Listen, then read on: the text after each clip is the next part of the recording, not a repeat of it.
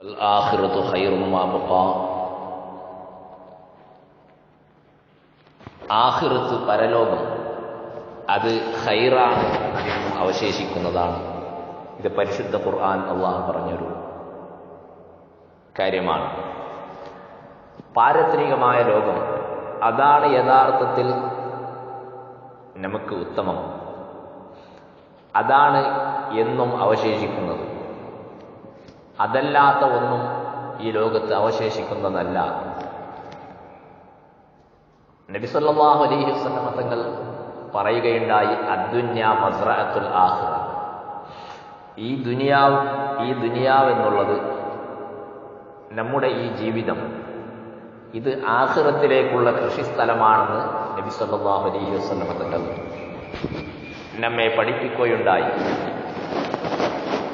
അപ്പോൾ ഒരു മനുഷ്യനെ സംബന്ധിച്ചിടത്തോളം അവന്റെ ജീവിതത്തിന്റെ എല്ലാ ഭാഗവും അത് ആഖിറത്തിലേക്കുള്ള ഇബാദത്താക്കി മാറ്റാൻ കഴിയുന്നതാണ്. നബി സല്ലല്ലാഹു അലൈഹി വസല്ലം തങ്ങൾ അവിടുന്ന് പറയുകയുണ്ടായി, ഈ ദുനിയാവ് അത് കേവലം നശ്വരമാണ്, ഇവിടുത്തെ ജീവിതം യാഥാർത്ഥ്യമല്ല, ഒരു സ്വപ്നം പോലെ മാത്രമാണ്. മാ അന ഫിദ്ദുന്യ ഇല്ലാ കറാകിബിൻ ഇസ്തദല്ല തഹ്ത ഷജറത്തിൻ സുമ്മ റാഹ വ തറക്കഹ. ഒരിക്കൽ നബി സല്ലല്ലാഹു അലൈഹി വസല്ലം തങ്ങൾ വീട്ടിൽ കടക്കുകയായിരുന്നു. അപ്പോഴാണ് ഉമർ ഇബ്നുൽ ഖത്താബ് റളിയല്ലാഹു അൻഹു ഹബീബായ നബി സല്ലല്ലാഹു അലൈഹി വസല്ലം തങ്ങളുടെ ഹദറത്തിലേക്ക് വരുന്നത്. വന്നിട്ട് അവിടെ നിന്ന് പറയുന്നു, നബിയെ എന്ന് അള്ളാഹുവിന്റെ റസൂലിനെ വിളിക്കുന്നു. അള്ളാഹുവിന്റെ റസൂൽ വാതിൽ തുറന്ന് ഉമർ ഇബ്നുൽ ഖത്താബ് റളിയല്ലാഹു അൻഹു വീട്ടിന്റെ അകത്തേക്ക് കയറി. റസൂൽ സല്ലല്ലാഹു അലൈഹി വസല്ലം തങ്ങൾ ഇരിക്കുകയാണ് കട്ടിലിന്റെ മേൽ. അപ്പോൾ ഉമർ ഇബ്നുൽ ഖത്താബ് റളിയല്ലാഹു അൻഹു അള്ളാഹുവിന്റെ റസൂലിന്റെ മുതുകിൽ ഈത്തപ്പന കൊണ്ടുണ്ടാക്കിയ പായയുടെ അല്ലെങ്കിൽ കട്ടിലിന്റെ അച്ചുകൾ, പതിപ്പുകൾ നബി സല്ലല്ലാഹു അലൈഹി വസല്ലം തങ്ങളുടെ മുതുകിൽ കാണുകയാണ്. ആ സമയം സഹാബിയായ ഉമർ ഇബ്നുൽ ഖത്താബ് അള്ളാഹുവിന്റെ റസൂലിനോട് ചോദിച്ചു, നബിയെ, അങ്ങ് പറഞ്ഞാൽ ഞങ്ങൾ തങ്ങൾക്കൊരു നല്ല വിരിപ്പുണ്ടാക്കി തരാമല്ലോ, ഇത്തരം ബുദ്ധിമുട്ടി എന്തിനാണ് ജീവിക്കുന്നത്? ആ സമയം അള്ളാഹുവിന്റെ റസൂൽ പറഞ്ഞു, ഈ ജീവിതം എന്ന് പറഞ്ഞാൽ നശ്വരമാണ്, വളരെ തുച്ഛമാണ്, ഇവിടെ ഒന്നും കുറെ കാലം ആരും ജീവിക്കാനില്ല.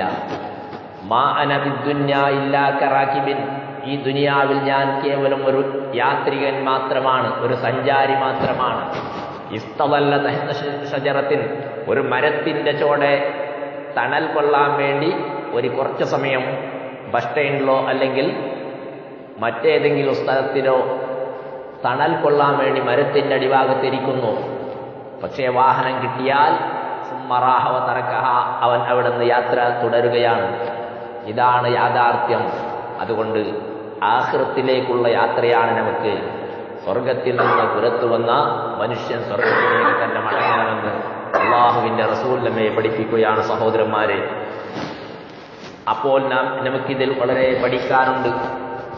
ജീവിതം യഥാർത്ഥത്തിൽ മുസ്ലിമായ മനുഷ്യന്റെ ജീവിതം ഒരു അള്ളാഹുവിലേക്കുള്ള ആരാധനയാകണം. അതെങ്ങനെയാണ് ആകേണ്ടത്? ഒരു മനുഷ്യൻ, അപ്പോൾ നാം വിചാരിക്കും, എല്ലാ സമയത്തും പരിശുദ്ധ ഖുർആൻ എടുത്ത് ഓതാൻ പറ്റോ, എല്ലാ സമയത്തും ദിക്ർ ചൊല്ലി നടക്കാൻ പറ്റോ? പറ്റുന്നവരുണ്ട്, അതിന് സാധിച്ച ആൾക്കാരുണ്ട്, അത് വേറൊരു കാര്യമാണ്. ബഹുമാനപ്പെട്ട അബ്ദുൽ ഖാദിർ ജീലാനി റളിയല്ലാഹു അൻഹുവിനെ പോലത്തെ ഔലിയാക്കന്മാര് അവർ ജീവിതത്തിൽ ഒരുപാട് നല്ല കാര്യങ്ങൾ ചെയ്തു. ഒരു കാമൽ നിന്നിട്ടൊരു ഖത്തം തീർത്തു അവർ. ഒരു കാലിൽ നിന്നിട്ട് തന്നെ അബ്ദുൽ ഖാദിർ ജീലാനി മുഹീദ്ദീൻ ഷെയ്ഖ് റളിയല്ലാഹു അൻഹു ഒരു ഖത്തം തീർത്തു. നമുക്കാണെങ്കിലോ ഇന്ന് എത്ര വലിയവനായിക്കോട്ടെ, അവൻ ഒരു ദിവസത്തിൽ ഒരു ജുസ് ഓതുന്ന ആൾക്കാർ എത്രയാണ്? വളരെ കുറവാണ്. അപ്പോൾ നബി സല്ലല്ലാഹു അലൈഹി വസല്ലം തങ്ങൾ പറയുന്നു, ഇബാദത്ത് എന്ന് പറഞ്ഞാൽ കഴിവിന്റെ പരമാവധി പരിശുദ്ധ ഖുർആൻ എടുത്ത് ഓതണം, ദിക്ർ ചെല്ലണം, സ്വലാത്ത് ചെല്ലണം. വെള്ളിയാഴ്ച ദിവസമാണ് സ്വലാത്ത് ചെല്ലണം, നല്ല കാര്യങ്ങൾ ചെയ്യണം. അതിൽ പുറമേ നമ്മുടെ ജീവിതം ഇബാദത്താക്കാം. ഒരു മനുഷ്യൻ ഉറങ്ങുന്ന സമയത്ത് ഉറക്കിന്റെ ദിക്റുകൾ ചെല്ലണം, ഉറങ്ങാൻ പോകുന്ന സമയത്തുള്ള ദിക്റുകൾ ചെല്ലണം. അതിന്റെ ആദാബുകളോടുകൂടെ ഉറങ്ങണം. എന്നാൽ രാത്രി മുതൽ സുബഹി വരെ അവൻ ഇബാദത്തിലാണ്, അവന്റെ ഉറക്കം ഇബാദത്തായിപ്പോയി. ഒരു മനുഷ്യൻ ഭക്ഷണം കഴിക്കുമ്പോൾ ഞാൻ ഈ ഭക്ഷണം തിന്നുന്നത് എൻ്റെ ശരീരത്തിന് ആരോഗ്യമുണ്ടായിട്ട് നല്ല വിറ്റാമിനും അങ്ങനെ നല്ല ഫുഡും കഴിച്ചിട്ട് നല്ല വിറ്റാമിനുള്ള ഫുഡ് തന്നെ കഴിച്ചോളൂ, അതിൽ ഇസ്ലാം എതിർക്കുന്നില്ല. പക്ഷേ ആ ഫുഡ് കഴിക്കുമ്പോൾ വിചാരിക്കണം അള്ളാഹുവിന്റെ ഇബാദത്ത് ചെയ്യാൻ, എൻ്റെ ശരീരം അള്ളാഹുവിന്റെ ഇബാദത്ത് ചെയ്യാൻ വേണ്ടി ഞാനിവിടെ ജീവിക്കണം, അതിനു വേണ്ടിയാണ് എൻ്റെ ഈ ഫുഡ് കഴിക്കലെന്ന് വിചാരിച്ചാൽ, എന്ന ചിന്തയോടെ അവൻ കഴിച്ചാൽ അവന്റെ ഫുഡ് കഴിക്കലും അള്ളാഹുവിനുള്ള ആരാധനയാണ്. ഉറങ്ങുമ്പോൾ അതിന്റെ മര്യാദയോടെ ഉറങ്ങിയാൽ അതും ആരാധനയാണ്. എന്തിനേറെ അള്ളാഹുവിന്റെ റസൂൽ പറയുന്നു, ഒരു മനുഷ്യൻ അവന്റെ ഭാര്യയുമായി അവൻ ലൈംഗികമായ ബന്ധത്തിലേർപ്പെടുമ്പോൾ ആ സമയത്ത് വരെ അവൻ അള്ളാഹുവിലേക്കുള്ള അള്ളാഹു എനിക്ക് അനുവദിച്ച മാർഗത്തിൽ ഞാൻ ഈ കാര്യം ചെയ്യുന്നു, ഹറാമായ നിലക്ക് പോകൽ അത് തിന്മയാണ്, തെറ്റാണ്.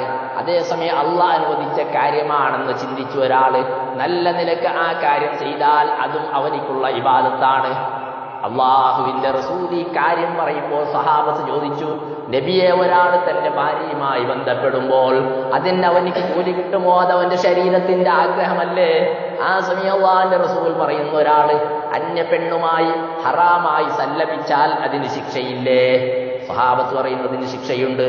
എന്നാൽ അവൻ തന്റെ ഭാര്യയുമായി ബന്ധപ്പെടുമ്പോൾ അത് ഹലാലായ നിലക്കായതുകൊണ്ട് അവന്റെ ചിന്ത നല്ലതാണെങ്കിൽ, എനിക്ക് ഹറാമിൽ നിന്ന് രക്ഷപ്പെടാൻ വേണ്ടിയാണ് ഞാൻ ഈ കാര്യം ചെയ്യുന്നത് എന്ന ചിന്തയാണെങ്കിൽ അവനിക്ക് അതിലും കൂലിയുണ്ടെന്ന് ഹബീബായ നബി മുഹമ്മദ് മുസ്തഫ സല്ലല്ലാഹു അലൈഹി വസല്ലം തങ്ങൾ പറയുകയാണ്. അപ്പോൾ നമ്മുടെ ചിന്ത നന്നാക്കിയാൽ, നമ്മുടെ മനസ്സ് നന്നാക്കിയാൽ എല്ലാ കാര്യവും നമുക്ക് ഇബാദത്തായി മാറ്റാൻ കഴിയും. കാരണം ഈ ദുനിയാവ് നശ്വരമാണ്, ശാശ്വതമല്ല. ഞാൻ എന്റെ സംസാരം നിർത്തുകയാണ്. നബി സല്ലല്ലാഹു അലൈഹി വസല്ലം തങ്ങൾ ഇതിനെ സംബന്ധിച്ച് പറയുകയുണ്ടായി, അസ്ദഖു കലിമത്തിൻ ഖാല അശ്ശാഇർ കലിമത്തു ലബീദ്. ഏറ്റവും നല്ല വചനം ഏതാണ്? കവികൾ പറഞ്ഞ വചനം. അത് അധികവും വിശ്വസിക്കാൻ പറ്റിയതല്ല. പക്ഷേ അള്ളാഹുവിന്റെ റസൂൽ പറയുന്നത് കവിതയിൽ പറഞ്ഞ കാര്യത്തിൽ, പാട്ടിൽ പദ്യത്തിൽ പറഞ്ഞ കാര്യത്തിൽ ഒരു ഏറ്റവും സത്യമായ ഒരു വചനമുണ്ട്. എന്താ? ലബീദ് എന്ന് പറയുന്ന ഒരു കവി ഉണ്ടായിരുന്ന അറേബ്യയിൽ. അദ്ദേഹം ഒരിക്കൽ പാടുകയുണ്ടായി, അലാ കുല്ലു ഷൈഇൻ മാ ഖലല്ലാഹു ബാതിറും വകുല്ലു നഈമിൻ ലാ മുഹാലാത സായിലു.